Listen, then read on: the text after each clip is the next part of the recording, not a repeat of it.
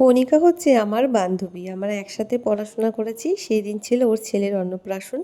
সেই উপলক্ষে ওর বিশেষ দিনে আমি ওকে চলে গিয়েছিলাম সাজাতে। প্রথমেই ও আমাকে যেটা জানিয়েছিল, ও নাকি প্রচণ্ড ঘামে, মানে ওর আপার লিপ এমনকি ওর কপালেও ঘাম হয়।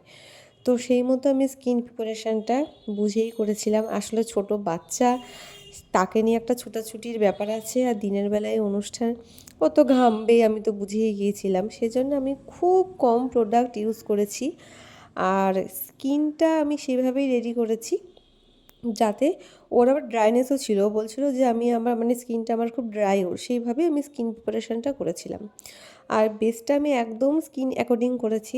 আমি বেস্টটা সবাইকেই একদম স্কিন টোন অ্যাকর্ডিংই করি, যাতে তাদের সমস্যা না হয়। আসলে সমস্যা এই কারণেই বললাম, ও কোনো দিনই সাজগোজ সম্বন্ধে অভ্যস্ত নয়। ওকে আমি বরাবরই দেখেছি সেই ছোট্ট বয়েস কাট চুল আর মানে শার্ট প্যান্ট পরতে।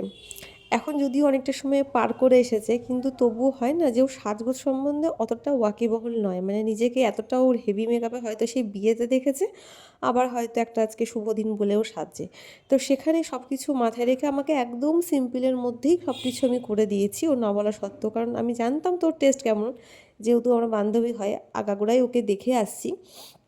সেজন্য যাতে ও পরে নিজেকে দেখে ভিমড়ি না খেয়ে যায়, যাতে ওর কোনো কিছু ওভার ওভার না মনে হয়ে যায়, সেই জন্য ঠিক যতটুকু না করলে নয় ততটুকুই করেছি। আরেকটা কথা বলে রাখি, ও কিন্তু আইব্রোজ করেই না, কিন্তু ওর মুখে যথেষ্ট হেয়ার গ্রোথ ছিল, সেটাও ম্যানেজ করে নিয়েছিলাম। আর আমি আইব্রোটা আমি অনেকটা মানে কনসিলার দিয়ে কাটিং করে আমি আই মেকআপটা করার চেষ্টা করেছি। কারণ যেহেতু ও আইব্রোজ কোনো দিনই করে না, সেজন্য বুঝতেই পারছো একটা মানে একটা মেসি মেসি ব্যাপার হয়েছিল। তা যাই হোক, করে না যখন, সেটা তো আর বলে কিছু নেই। আমি যতটা সম্ভব আমার পক্ষ থেকে করা সেটাকে আমি করে দিয়েছি। আর একটা একদম যেহেতু দিনের বেলায় নিউডের মধ্যেই আমি আই মেকআপটা রাখার চেষ্টা করেছি, যেটা ওর শাড়ির সাথে খুব ভালো মতো মানিয়ে গেছে।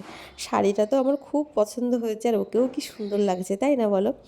তোমাদের কেমন লাগলো এই মেকআপ লুকটি? আমি যদিও পরে আর বেশি ক্লিপ নিতে পারিনি, আমি একটা দুটো ছবি লাস্টে আমি অ্যাটাচ করে দেবো ফুল লুক কমপ্লিট হয়ে যাওয়ার পর। সত্যি কথা বলতে লাস্টে আমার আর মনে থাকে না, জানো তো। যাই হোক, তোমরা যদিও দেখলে আমার কিভাবে আমি ওকে রেডি করলাম আমার বান্ধবীকে ওর ছেলের অন্নপ্রাশনের জন্য। প্লিজ তোমরা জানিয়ে যেও এই মেকআপ টিউটোরিয়ালটা তোমাদের কেমন লাগলো। যদি ভালো লাগে প্লিজ একটু কমেন্ট করে যেও, তাহলে আমি আরও সুন্দর সুন্দর ভিডিও তোমাদের জন্য নিয়ে আসবো। আজকের মতো আসি, আবার দেখা হবে তোমাদের সাথে নতুন ভিডিওতে।